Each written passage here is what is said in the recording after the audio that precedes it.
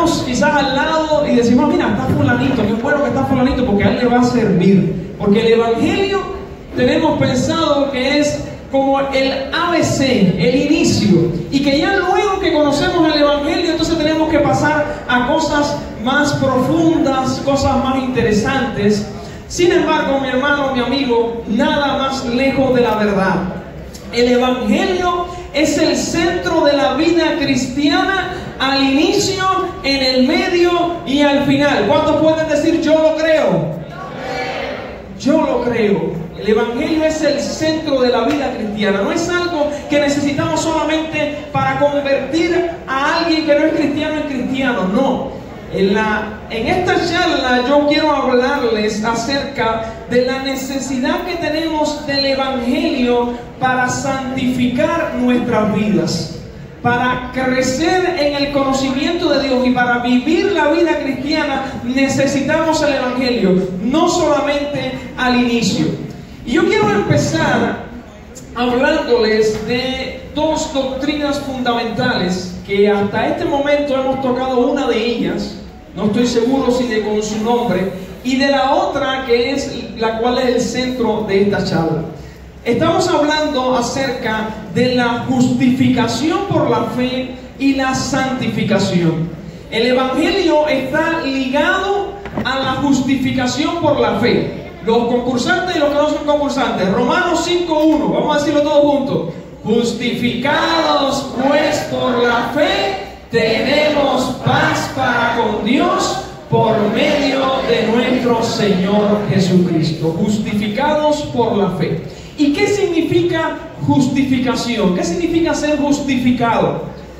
Bueno, como decía ahí, al suelto, la palabra tiene que ver con un contexto judicial. En un juicio, una persona puede ser condenada o justificada. Es decir, si es culpable, ¿qué cosa es?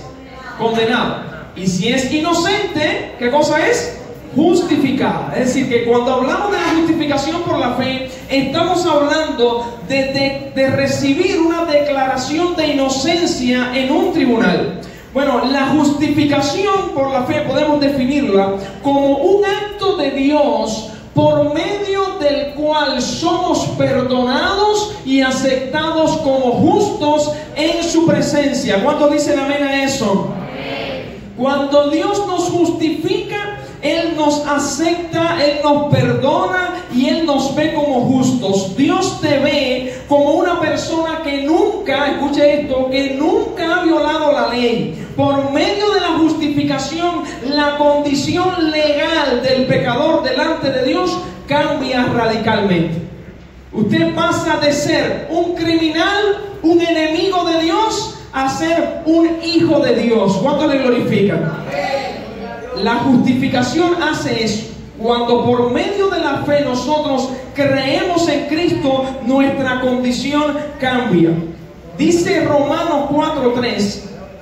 ¿Qué dice la Escritura? Creyó Abraham a Dios y le fue contado por justicia.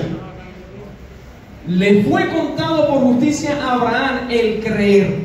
Y esto de contado por justicia significa poner a la cuenta de él. Es decir, de alguna manera, cuando Abraham creyó, Dios le atribuyó y le acreditó la justicia. Fue puesta a su cuenta. Durante esta charla, ¿cuántos trajeron sus Biblias? A ver, levanta la mano. ¿Quién tiene Biblia en la mano? ¿Cuántos tienen su Biblia en su teléfono? Tecnología, somos jóvenes. Bueno, yo voy a hacer ciertas habilidades bíblicas con textos que van a servir durante la charla. Y el que lo encuentre va a tener la oportunidad de pasar al frente y coger un regalito. ¿Qué dice? ¿Estamos de acuerdo? Así que tienen que estar atentos. Dice que le fue contado a Abraham su fe por justicia. ¿Qué significa esto? Bueno, tenemos una buena forma de ilustrar lo que significa para que sepan cómo es que Dios nos justifica a nosotros. Y lo tenemos en la primera agilidad bíblica, Filemón 1:18.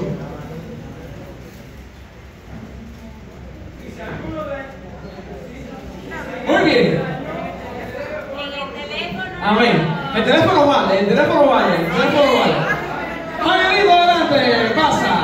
decía el texto, y si en algo te dañó o te debe, ponlo a mi cuenta. Voy a ponerles en contexto la historia. Filemón es un librito bien cortito. ¿Cuántos capítulos tiene Filemón?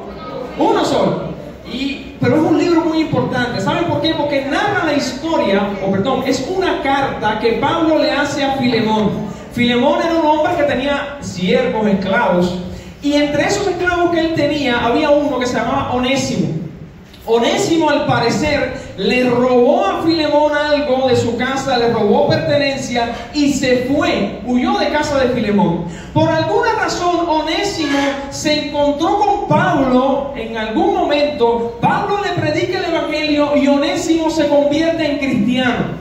Y a través del propio Onésimo, Pablo le envía una carta a Filemón diciendo: mira, acepta a Onésimo nuevamente en tu casa, pero no ya solo como un esclavo, sino como un hermano en Cristo, porque él se ha convertido. Y le dice entonces Pablo a Filemón: y si algo te dañó o te debe, ¿qué cosa? Ponlo a mi cuenta. Lo que Pablo estaba diciendo es: la deuda que tenga Filemón, tú la pones como si fuera yo el que te la deba. Perdón, la deuda que tiene Onésimo, tú la pones como si fuera yo el que te la deba. Ya Onésimo no tiene nada que pagarte, aquí el que te debe soy yo. Bueno, hermanos, la buena noticia del evangelio es que Dios hizo lo mismo con nuestro Señor Jesucristo. En la cruz del Calvario, todos los pecados nuestros le fueron acreditados a Cristo. Él pagó como si hubiese cometido todos los pecados que has cometido durante tu vida, y al mismo tiempo la justicia perfecta de Cristo, su obediencia perfecta a la ley de Dios, es acreditada a nosotros como si nosotros siempre hubiésemos obedecido la ley. ¿Quién puede darle la gloria a Dios por eso? Eso pasó en la cruz. Cuando tú eres justificado, Dios dice: yo te voy a tratar como mereces Cristo ser tratado. ¿Y cómo merece ser tratado una persona perfecta? Perfectamente. Tiene todos los privilegios, tiene todo lo que quiera, porque es perfecta. ¿Y cómo es necesario tratar a una persona culpable de pecado? ¿Con qué cosa? ¿Con qué cosa? Con la muerte. Bueno, la muerte que debíamos morir nosotros, ya la murió Cristo en la cruz por nosotros. ¿Cuántos bendicen a Dios por eso? Así que de alguna manera, hermanos, dice en 2 de Corintios 5:21, que al que no conoció pecado, por nosotros lo hizo pecado, para que nosotros fuésemos hechos justicia de Dios en él. Si tú crees en Cristo y depositas toda tu confianza en Él, Dios te ve a partir de ese momento como si siempre hubieras obedecido la ley. Te ve santo, limpio, puro, con todos los privilegios, con todas las bendiciones que eso implica. Porque la justificación tiene algo precioso. No solamente nos perdona, sino que nos da mucho más. Supongamos que tienes una deuda, digamos, de $100,000, lo que nunca vamos a tener nosotros, en el banco, y alguien paga esa deuda de modo que ya no debas nada. ¿Con cuánto te quedas en la cuenta? ¿Con cuánto? 0. Bueno, gracias a Dios, por lo menos me pagaron una deuda, pero no tengo nada. Bueno, lo que hace Dios es más precioso que eso, porque no solamente paga tu deuda, sino que pone en ella el crédito que necesites para la vida eterna. ¿Cuántos bendicen al Señor? Él paga los 100,000 y te pone 100,000, porque no solamente te perdona, Él no te trata como un pecador perdonado, Él te trata como un hijo. ¿Quién le da la gloria al Señor? Y eso ocurre por la justificación. Sin embargo, alguno pudiera pensar: bueno, si Dios ya me trata así, como si nunca hubiera pecado, porque ya Cristo pagó por mis pecados, ¿puedo vivir como me da la gana? Bueno, Pablo responde a esa pregunta. Leíamos o decíamos de memoria Romanos 5:1: justificados pues por la fe, tenemos paz para con Dios por medio de nuestro Señor Jesucristo. Pero tenemos que aprendernos también Romanos 6:1, el próximo capítulo. ¿Por qué? Porque Pablo se mete en la mente de nosotros y sabe que nosotros estamos pensando eso. Pablo termina Romanos 5 diciendo: donde abundó el pecado, sobreabundó la gracia. No, espérate, si esto es así, vamos a pecar, porque lo bueno es que haya bastante gracia. Dice Pablo: ¿perseveraremos en el pecado para que la gracia abunde? En ninguna manera. Porque los que hemos muerto al pecado, ¿cómo pues viviremos en él? Así que la justificación por la fe está ligada a otra doctrina, que es la doctrina de la santificación. Dios nos demanda que seamos santos. Dios nos demanda que amemos la santidad y aborrezcamos el pecado. La buena noticia que trae el Evangelio es que no solamente nos demanda eso, sino que nos da las herramientas que necesitamos para conseguirlo. ¿Cuánto lo glorifican?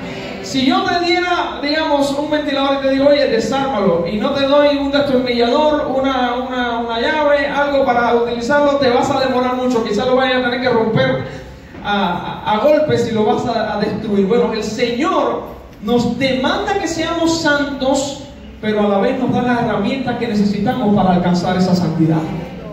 Así que vamos a definir qué cosa es la santificación, pero comparándolo con la justificación. Hemos visto lo que es la justificación, vamos a ver lo que es la santificación. La santificación y la justificación no son iguales, son diferentes. Sin embargo, ambas pertenecen al orden de la salvación. Primero somos justificados y después, ¿qué cosa? Santificados. Ahora bien, la santificación y la justificación son por posición o condición. Bueno, podemos decir que la justificación tiene que ver con la posición legal del creyente.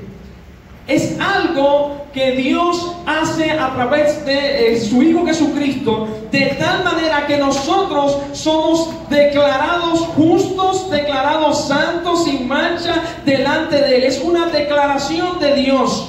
Es algo que Él hace. Es como si Dios tuviera en el cielo un expediente de cada uno de nosotros, y cuando está nuestro nombre, luego sale al lado, dice criminal, pecador, muy peligroso. Cuando Él nos justifica y nosotros creemos en Él, Él borra eso y dice, hijo amado. ¿Cuántos bendicen al Señor? Es una posición, nosotros no tenemos que hacer nada, es algo que Él hace. Él dice, a partir de ahora, ya este no es un criminal que merece el infierno, a partir de ahora es un hijo que merece vida eterna. ¿Cuántos bendicen a Dios? Pero la santificación no es una declaración, no. La santificación está relacionada con la condición interna del creyente. Afecta el intelecto, la voluntad y los afectos. El proceso de la santificación va cambiando al cristiano de gloria en gloria, paso a paso, a la imagen del bendito Salvador. La justificación, digamos, es una cosa que pasa en el cielo. Dios nos dice, este es mi hijo a partir de ahora. Pero la santificación es algo que está pasando en nuestro interior. Ahora, ¿es un proceso completo? O sea, ¿es una obra completa? ¿O es algo que está en proceso? Bueno, la justificación es una obra completa y perfecta que sucede de una vez. Dios no te va justificando poco a poco. Dios o te justifica o no te justifica. O eres cristiano o no eres cristiano. O eres salvo o no eres salvo. La justificación sucede de una vez. Es la declaración de Dios. Sin embargo, hermanos, la santificación, por otro lado, es un proceso. La santificación no es de una vez. Nunca los creyentes, nunca los hijos de Dios seremos santos completamente en esta vida. Llegará un momento en la venida del Señor donde el pecado será totalmente destruido. Ya no tendremos que luchar con él. Seremos conforme a la imagen de Cristo y nosotros podremos vivir sin necesidad de luchar contra el pecado. Pero mientras estemos en esta tierra, la santificación nunca será completa, sino que irá creciendo poco a poco. ¿La justificación es completa? ¿Es completa la justificación? ¿La santificación es completa?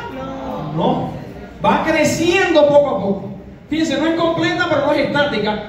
No se queda en un lugar, va creciendo. Porque el propósito final del Evangelio es que seamos conforme a la imagen de Jesucristo cada vez más. ¿Quién aquí se parece a Jesucristo perfectamente?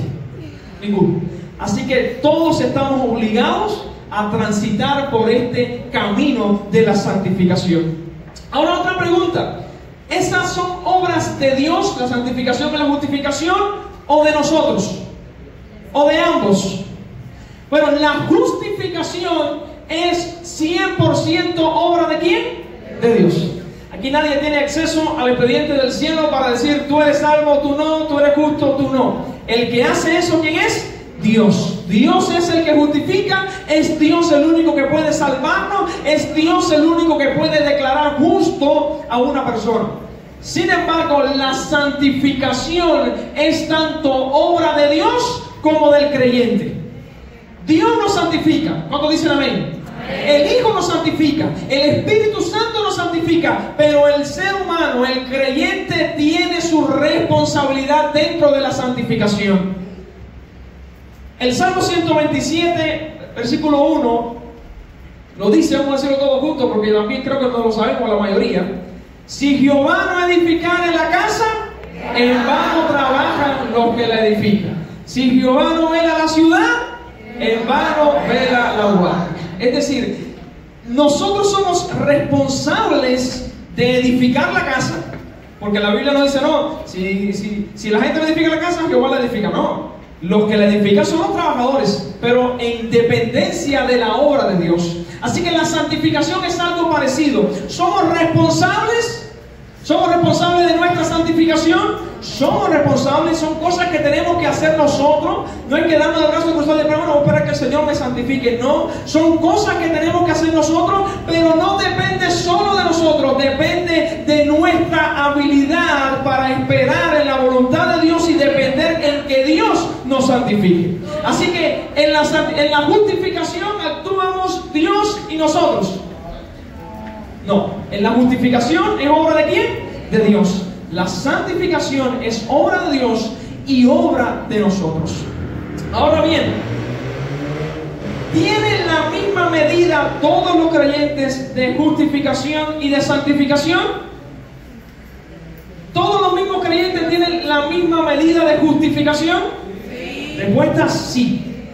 Todos los creyentes, absolutamente todos, están justificados en la misma medida. Da igual que tú lleves 25 años en la iglesia a que lleves 5 días en la iglesia. Si tú has creído en Cristo y el Señor ha declarado que eres justo y santo por la obra de Cristo, ambos están 100% justificados. ¿Cuántos bendicen al Señor por eso? Da igual que llegaste de primero o llegaste de último. La justificación es pareja para todos. Pero no sucede así con la santificación.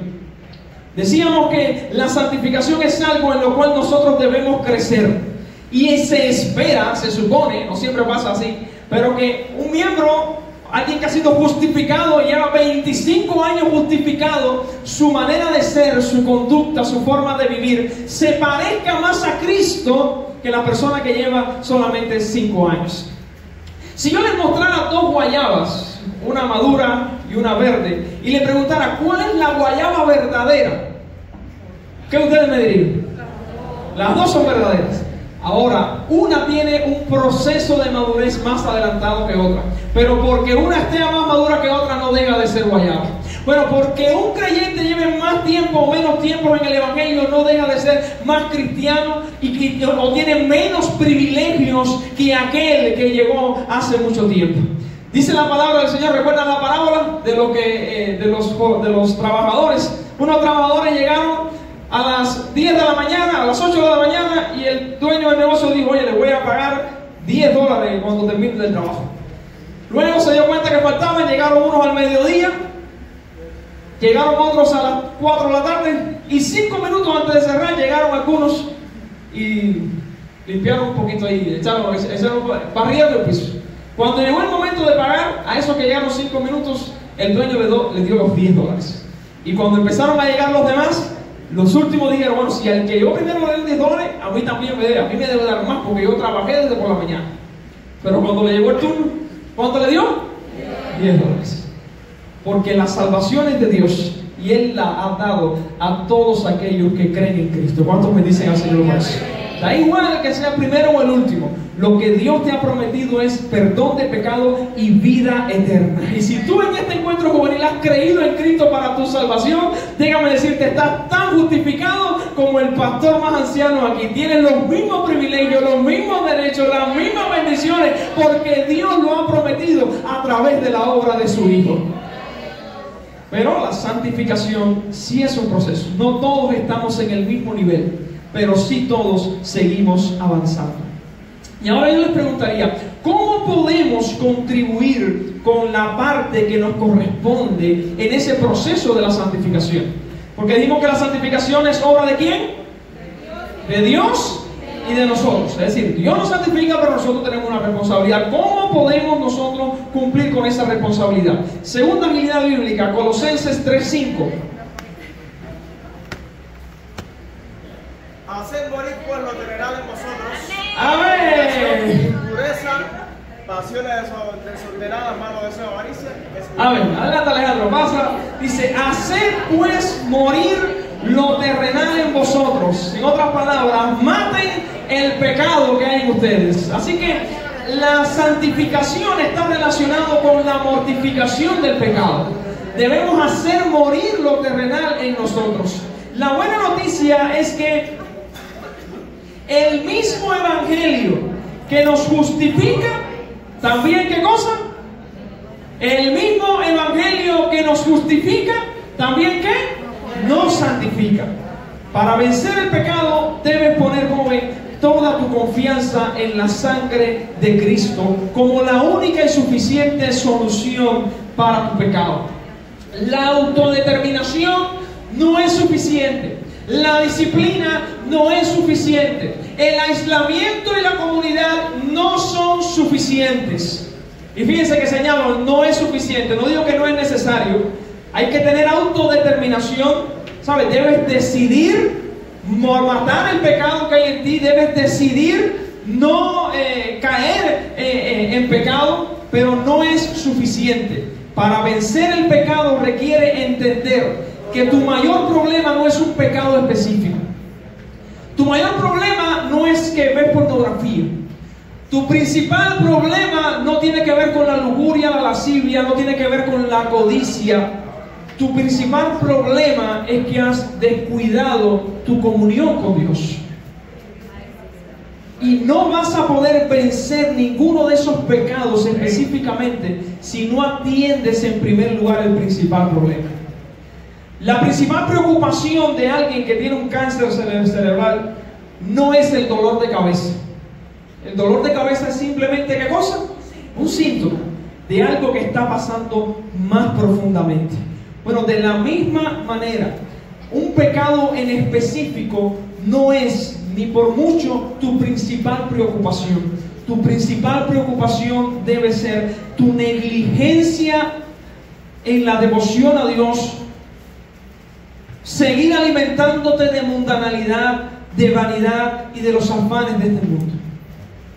No vas a poder vencer tu lucha contra el pecado si a la vez sigues alimentándote de las cosas de este mundo.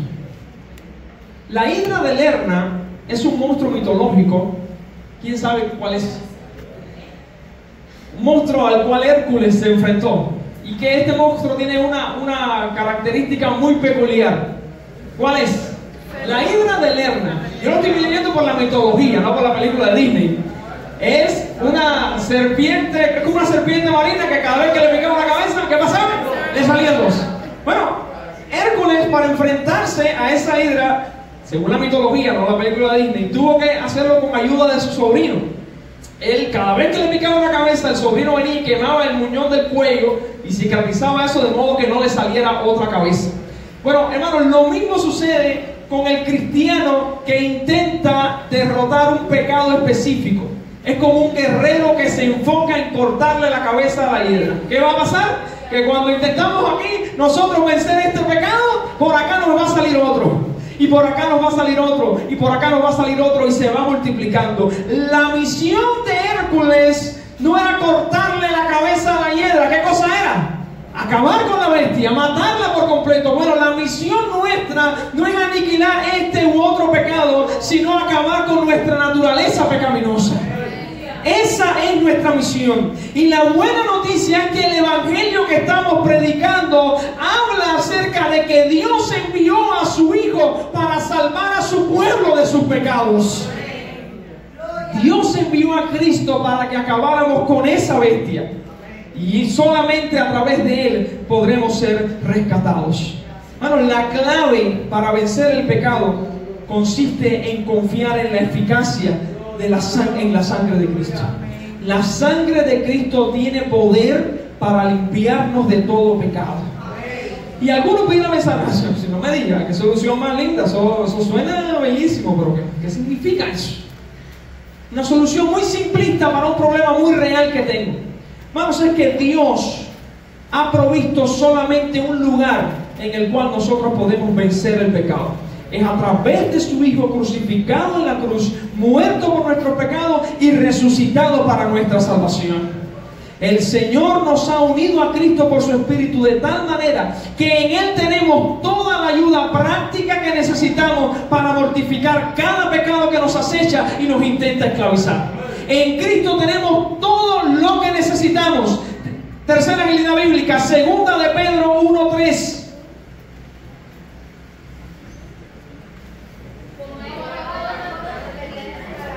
Por acá.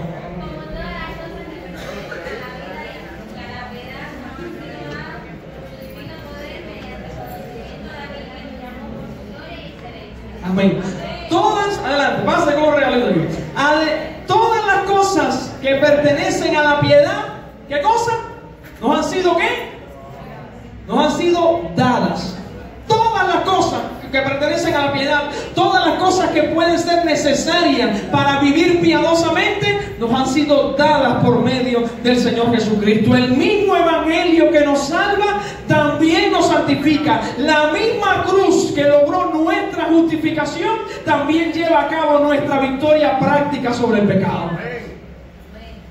Hoy tú quieres vencer la masturbación. Tú quieres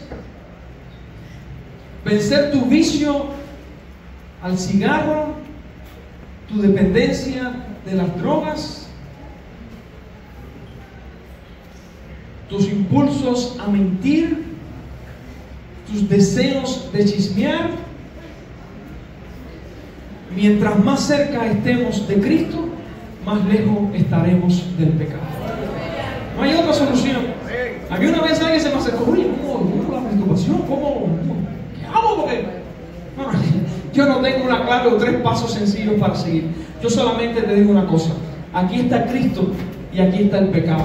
Mientras más lejos te permanezcas de aquí y más cerca de Cristo, más vas a vencer. Porque no hay otra solución, no hay otro camino. La misma fe que nos justifica es también la que nos santifica. 2 muchachas voluntarias, quiero que pasen al frente. 2 muchachas. Vale, si pasan al frente, se van a ganar un premio también de ellos. Así que es algo sencillo, no es nada raro, nada difícil. Pásense. Hay 2 muchachitas. Bueno, ¿cómo? Ok, están ahí, ok. ¿Cómo nosotros podemos acercarnos a Cristo? ¿A través de qué? Bueno, hermanos, es a través de la fe. Solamente a través de la fe podemos estar más cerca de Cristo, porque el morir lo terrenal a nosotros, voy con ustedes muchachas, el morir, hacer morir el pecado de nosotros, tiene que ver con una obra de Dios, tiene que ver con una obra que Dios hace en nosotros. Y desde la perspectiva humana, la fe es la actividad principal para derrotar el pecado. Muchachos, yo quiero que ambas se pongan de frente y se pongan las manos detrás, así como están, bien las manos detrás, ahí, detrás, de frente a una a la otra. E intenten darse un abrazo sin usar los brazos. Vamos a ver, vamos, un abrazo fuerte. Muy bien, felicidades, pasen a play, cojan un regalito, algo sencillo. ¿Eso es un abrazo? Yo le pregunto, ¿eso es un abrazo? ¿Qué falta o qué hace falta para poder abrazar? los brazos.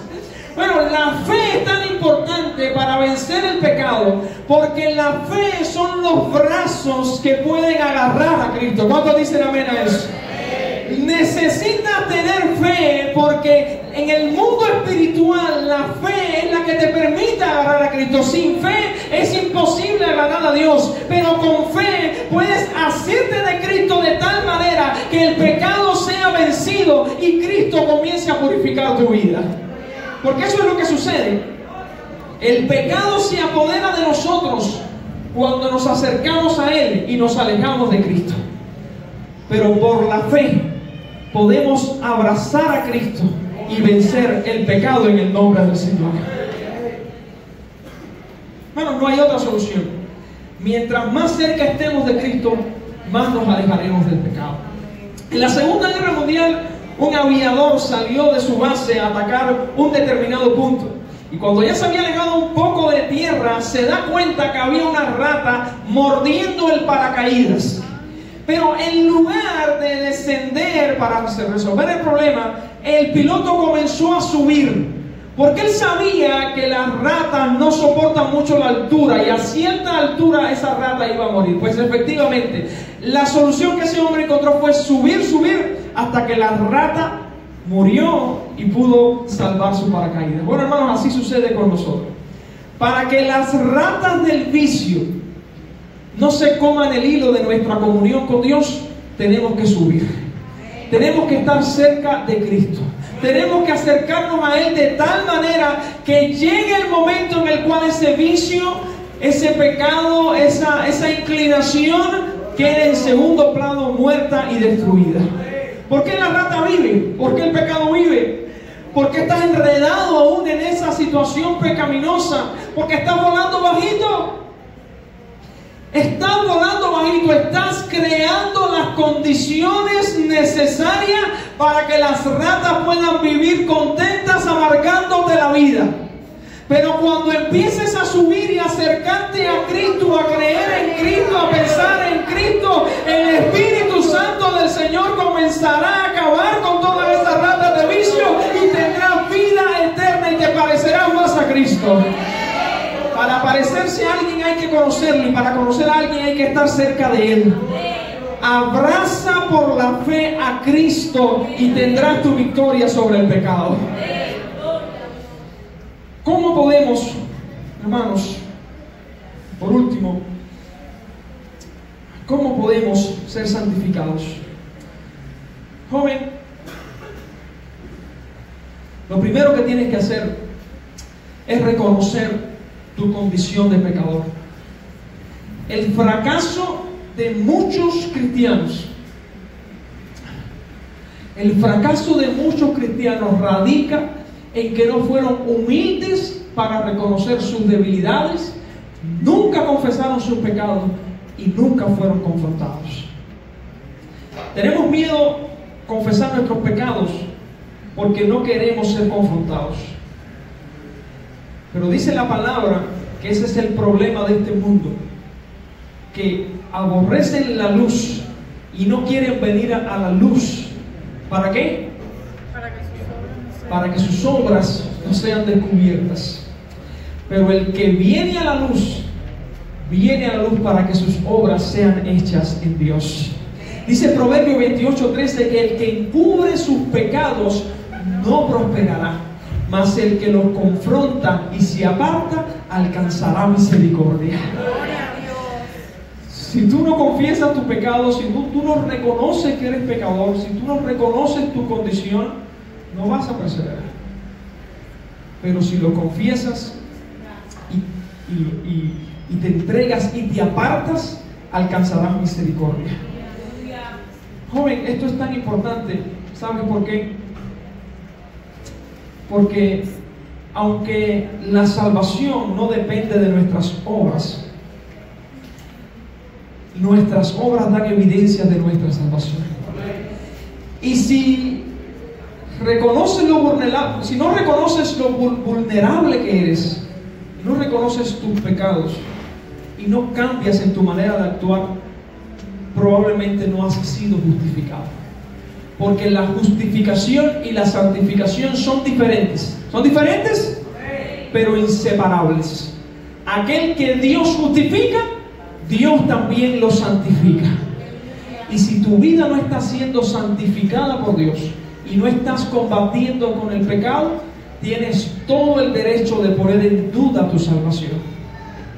Porque aquel que verdaderamente es salvo lucha incansablemente contra el pecado y vence en el nombre del Señor. Así que no solamente reconoce tu pecado, sino también practica las disciplinas espirituales.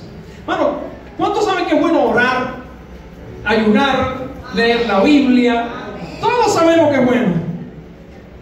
Pero cada vez más en el mundo cristiano, la práctica de estas disciplinas va decayendo. Todo el mundo sabe que es bueno, pero muy pocos lo hacen. Hermanos, ¿y qué necesidad tenemos de eso? ¿Qué necesidad tenemos de llenarnos de las Escrituras? Bueno, Jesús, el Hijo de Dios, se nutría de las Escrituras. Cuando el diablo vino a tentarlo en el desierto, Jesús resistió y respondió con la palabra de Dios. Cada vez que el diablo venía con un ofrecimiento, Jesús le decía: escrito está, escrito está, escrito está. Nuestras continuas derrotas contra el pecado se deben a que estamos vacíos de la Escritura. Mi amigo, si el diablo te ofreciera lo mismo que le ofreció a Cristo, ¿qué le vas a responder? ¿Serás capaz de responder como Cristo? A Cristo le ofrecieron todos los reinos de este mundo. Y él supo decir: al Señor tu Dios adorarás y a Él solo servirás. Pero ¿qué conoces tú de la Escritura? Si no puedes negarte a ver una película erótica cuando un amigo te la enseña o te invita. Si no puedes limitarte a dejar de ver aquello que te perjudica por tal de usar tu tiempo en aquello que te beneficia. Estamos faltos de la Escritura. Dice la palabra de Dios: ¿con qué guardará el joven su camino? Con guardar tu palabra. En mi corazón he guardado tus dichos. Necesitamos nutrirnos de la palabra de Dios. Por último, hermano, porque me están tocando la campana, el último consejo que puedo darte, mi hermano, es: reconoce tus zonas de peligro. Bueno, debemos ser sabios al reconocer nuestras debilidades. En otras palabras, saber cuáles son nuestras zonas de peligro. ¿Quién me vio a mí la miniserie de Chernobyl? ¿Quién la vio? 6 capítulos, ¿nadie la ha visto? Bueno, se la recomiendo. Habla acerca de algo que sucedió cuando explotó el núcleo de un reactor, ¿no? De un reactor nuclear, provocando que una ciudad entera se llenara de radioactividad, de modo que el que se acercaba ahí, la reactividad se le daba y se moría. Esa zona actualmente es una ciudad desierta. Ahí están todos los edificios, toda la casa, y nadie vive ahí. Y nada más que tú te vas a acercar, comienzan los carteles de peligro, peligro, peligro. Bueno, hermanos, bueno, joven, tienes que aprender a reconocer los Chernobyl en tu vida. Una de las preguntas, voy a adelantarme, es: ¿por qué los cristianos no podemos ir a fiestas? ¿No tú crees que una fiesta tiene las condiciones que tú necesitas para crecer en santidad?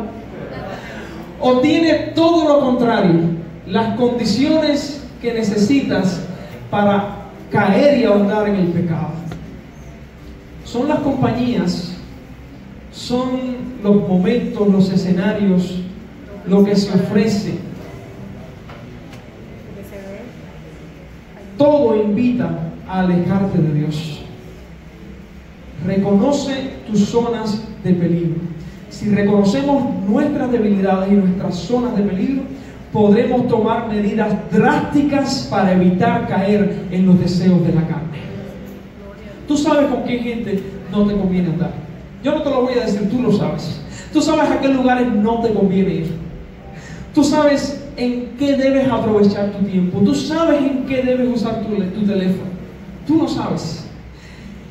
Y si aparece una invitación, escucha las señales de peligro y acude rápidamente a Cristo por la fe y escapa por tu vida. Joven, no podemos luchar contra el pecado sin tener nuestra mirada en Cristo.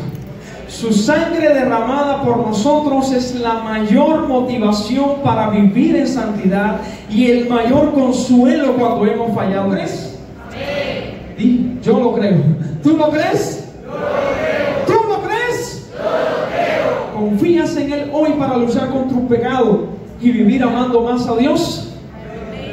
Espero que puedas acudir al Evangelio, porque en Él está la respuesta de tu vida. Que el Señor te bendiga.